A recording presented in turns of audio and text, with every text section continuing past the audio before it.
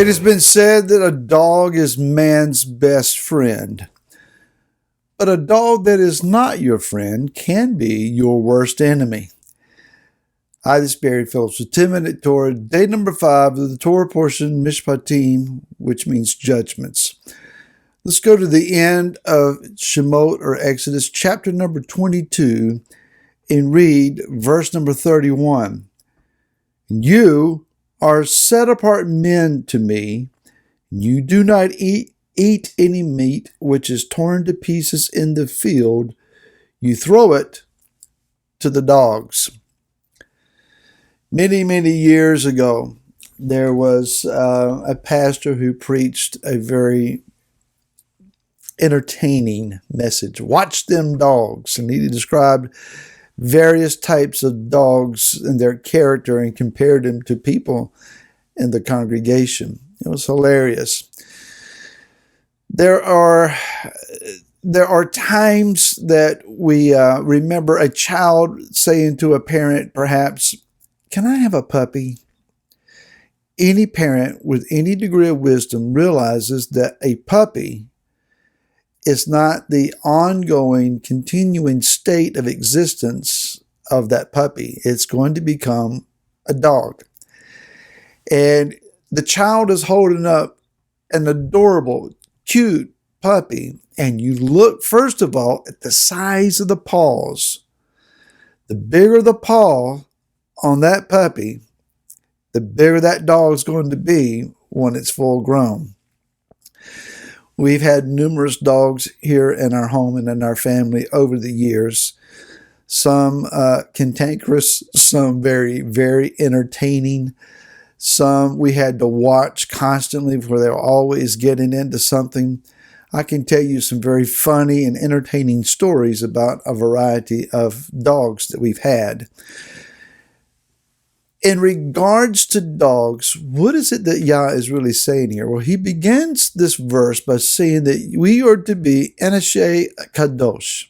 And I may have butchered the first word there, but it is a form of the word Esh or Ish, which means man. Eneshei Kadosh, men of set apartness.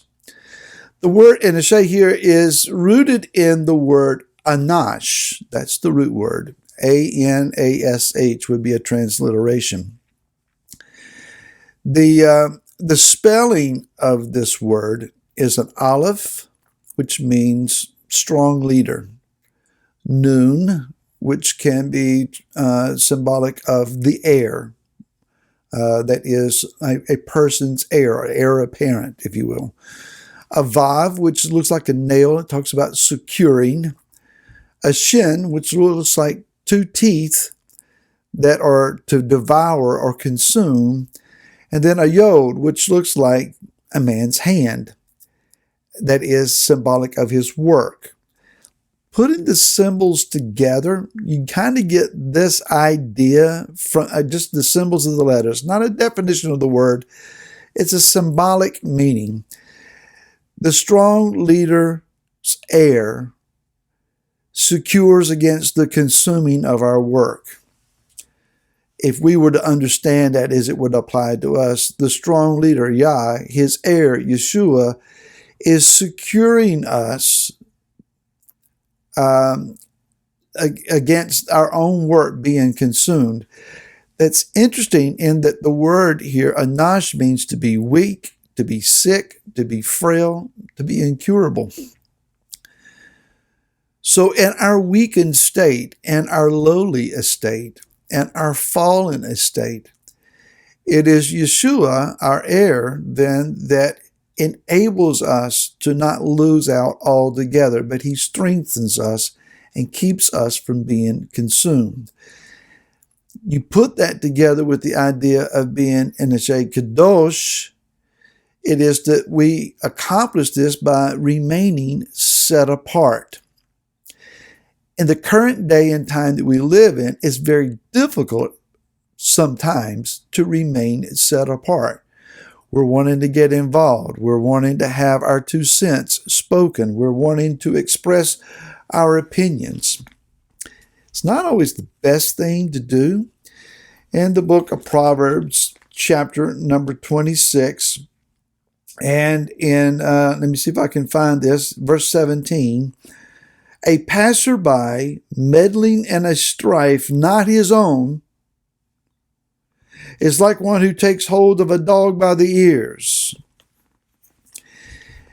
If you want to get bit by a dog who is not your friend, mishandle that dog, challenge that dog, grab that dog.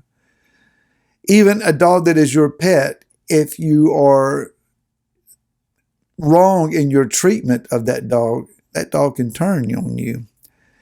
Such it is this one who sticks his nose where it doesn't belong, gets themselves involved in an argument that does not have any bearing on them, simply because you think you have some 2 cents you want to throw in, some position you want to take. It's not wise to get involved. You see some other folks fussing and fighting, leave it alone, if at all possible. Yes, we're to be peacemakers, but we should understand that's by invitation. Someone's looking for our help. Walking by and seeing something other and just jumping in, it's not wise. In the book of Philippians, chapter number 3, verse 1 says, "For the rest, my brothers, rejoice in Yahweh. To write the same matters to you is truly no trouble to me, and for you it is safe." And then verse 2, he says, look out for dogs. Look out for the evil workers. Look out for the mutilation.